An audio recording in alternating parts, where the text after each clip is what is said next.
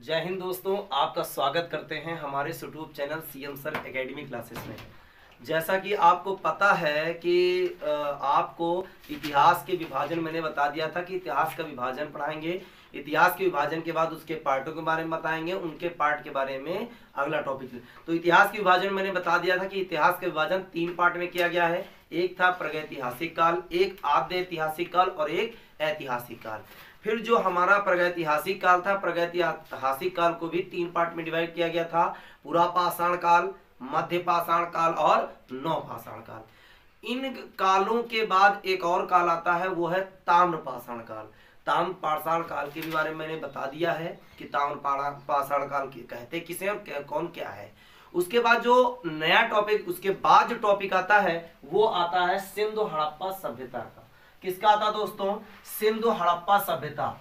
तो सिंधु हड़प्पा सभ्यता कहते किसे हैं या सिंधु का मतलब, तो सबसे पहले ये समझते हैं कि जो ये वर्ड लिखा सिंधु, सिंधु का मतलब क्या होता है। तो याद रखेंगे, सिंधु का मतलब होता है सागर या समुद्र। क्या कह सकते हैं दोस्तों? सागर या समुद्र। सिंधु का मतलब क्या होता है? सागर या समुद्र। अगर सिंधु की पर्यायवाची की बात की जाए कि सिंधु की पर्यायवाची क्या होती है, तो याद रखेंगे महासागर या अम्बुनिध। क्या कहते हैं भैया? अम्बुनिध। यानी महासागर या अम्बुनिध इसकी क्या होती है?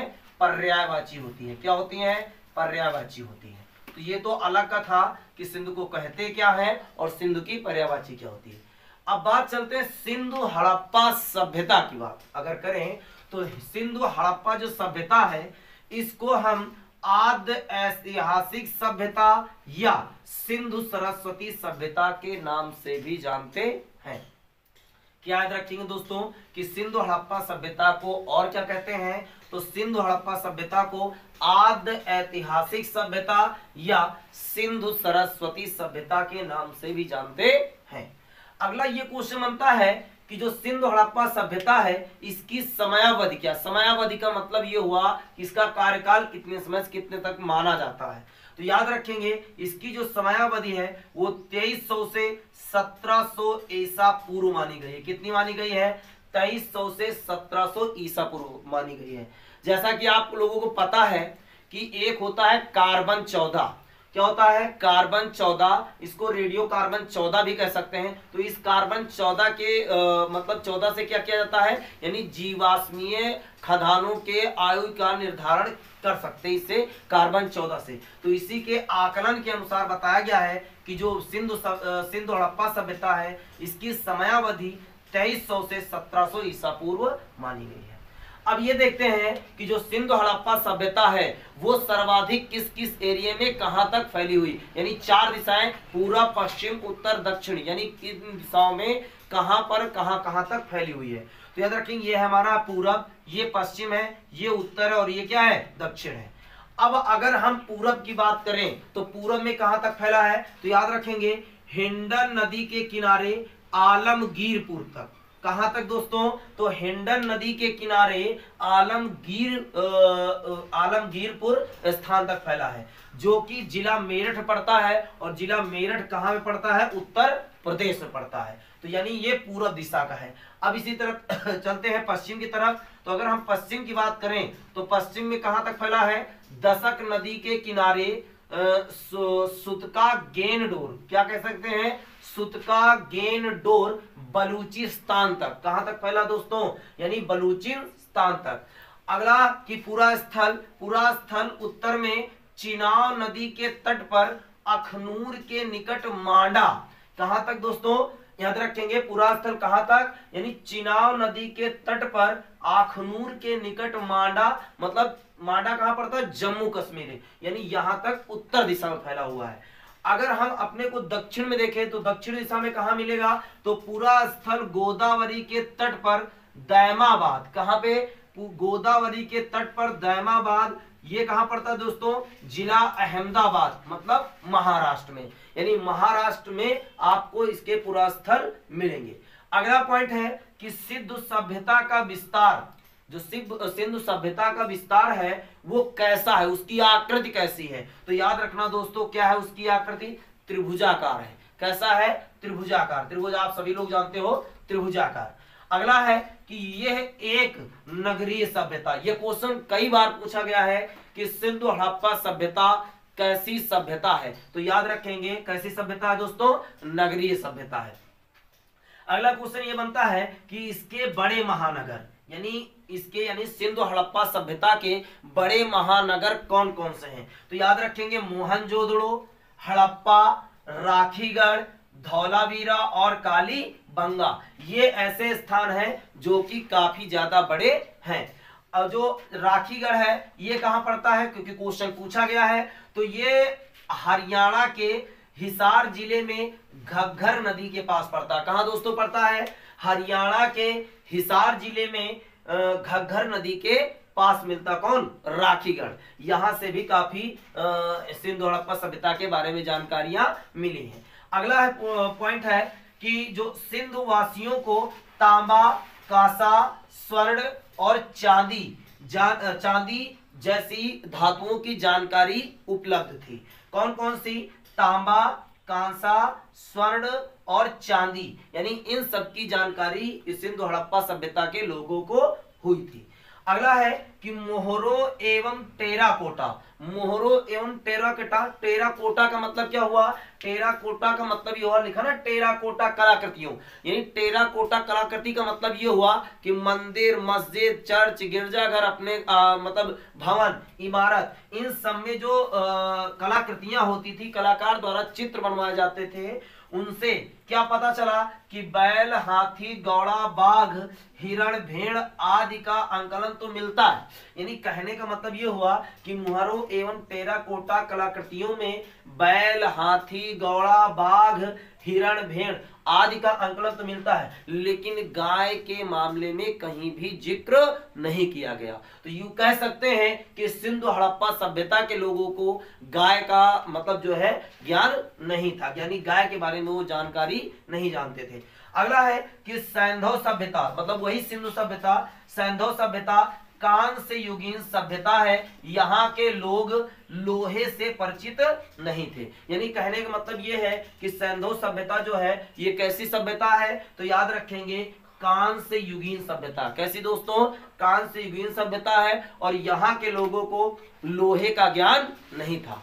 अगर हम अपने सिंधु हड़प्पा सभ्यता की बात करें तो ये विश्व में सबसे मतलब जो है सबसे पुरानी सभ्यता हमारे यहाँ की है, नदी निर्मित। याद रखना, सबसे पुरानी, विश्व की सबसे पुरानी सभ्यताओं में से एक है। कौन सभ्यता, सिंधु हड़प्पा सभ्यता। अगला पॉइंट है कि रंगपुर जो एक स्थान था, उससे कौन कौन सी जानकारी मिलती है, तो याद रखेंगे एक तो मिलती है प्राक हड़प्पा की, एक मिलती है आपकी हड़प्पा की, एक मिलती है आपकी उत्तर हड़प्पा। यानी कालीन सभ्यता के साक्ष्य क्या हैं, मिले हैं। प्राक हड़प्पा का मतलब क्या होता है, हड़प्पा का मतलब और उत्तर हड़प्पा का मतलब। अब प्राक हड़प्पा का मतलब ये होता है कि जो पुराने, सर्वाधिक पुराने समय के जो साक्ष्य मिले हैं वो रंगपुर से मिले हैं। फिर हड़प्पा का मतलब यानी जो उत्तर और प्राक के मध्य में रहा हो, उसके भी साक्ष्य कहां से मिले हैं, रंगपुर से। और उत्तर का मतलब यानी कहने मतलब आने वाली, यानी हाल ही में जो भी साक्ष्य मिले वो रंगपुर से मिले। अगला पॉइंट है कि कुछ प्रमुख स्थान तथा उन स्थानों से मिले साक्ष्य, यानी कुछ ऐसे स्थान हैं जिनसे कुछ महत्वपूर्ण साक्ष्य मिले। जैसे लोथल, ये क्वेश्चन बहुत ही महत्वपूर्ण है, इसको ध्यान से पढ़िएगा। लोथल, जैसा कि लोथल जो है इसमें गोदीबाड़ा, क्या भाई, यानी गोदीबाड़ा, ये क्वेश्चन पूछा जा सकता है कि गोदीबाड़ा कहां से, यानी गोदीबाड़ा के साक्ष्य कहां से मिले हैं, तो याद रखें कहां से मिले दोस्तों, लोथल से मिले हैं। उसी प्रकार पक्की मिट्टी की बनी हल का साक्ष्य कहां मिला है, तो याद रखेंगे हरियाणा के बनाकली में। कहां मिला है, हरियाणा के बनाकली में। उसी प्रकार है कि विशाल स्नानागार कहां मिला है, तो याद रखेंगे मोहनजोदड़ो से। याद रखना कि विशाल स्नानागार के साक्ष्य कहां से मिले हैं, तो याद रखना मोहनजोदड़ो से। अगला पॉइंट है कि जुते हुए खेत, यानी जुते हुए खेत के साक्ष्य कहां मिले हैं, तो याद रखेंगे राजस्थान के कालीबंगा में। कहां मिले दोस्तों, राजस्थान के कालीबंगा में। तो ऑप्शन इस तरह बनेगा क्वेश्चन इस प्रकार बनेगा कि जुते हुए खेत के साक्ष्य कहां से मिले हैं, तो या तो आपको राजस्थान देगा या तो आपको कालीबंगा देगा। अगर क्योंकि राजस्थान जो है राज्य है, इसमें एक स्थान पड़ता है कालीबंगा, तो आपका राजस्थान भी हो सकता है ऑप्शन में और कालीबंगा भी हो सकता है, जिसको देखिएगा टिक करिएगा। अगला है कि धान की भूसी, यानी धान की भूसी कहां पर मिली है, तो याद रखेंगे वही रंगपुर में, रंगपुर में, जहां पर तीनों उसमें बताया गया। गुजरात, रंगपुर कहां पड़ता है, गुजरात पड़ता है। कहां पड़ता है दोस्तों, गुजरात पड़ता है। तो ये पॉइंट है, बहुत ही महत्वपूर्ण है, काफी पेपरों में पूछे गए हैं, तो इनको पढ़िएगा। अगला पॉइंट है कि सिंधु घाटी के लोग किसकी पूजा भी करते, तो याद रखना सिंधु घाटी के लोग पशुपति शिव की भी पूजा करते थे, जिसका प्रमाण कहां से मिला है, तो याद रखें जिसका प्रमाण मोहनजोदड़ो से प्राप्त है। यानी कहां से प्राप्त है दोस्तों, मोहनजोदड़ो से प्राप्त है। अगला है जिस पर जो हमारे पशुपति शिव जी हैं, इनकी भी पूजा होती थी, ये बात मोहनजोदड़ो से प्राप्त एक मोहर पता चलता। उस मोहर में योगी की भी आकृति बनी है। किसकी बनी दोस्तों, योगी की। अब योगी का मतलब हमारे श्री माननीय योगी आदित्यनाथ योगी जी नहीं, योगी का मतलब होता है आत्मज्ञानी या योग साधना करने वाला, यानी ऐसा महापुरुष जो आत्मज्ञानी हो या योग साधना करने वाला हो, तो ऐसे व्यक्ति को हम क्या बोलते हैं, योगी। तो यानी किसी महापुरुष के आकृति भी उसमें बनी थी, किसमें, जो मोहनजोदड़ो से प्राप्त एक मोहर थी उसमें।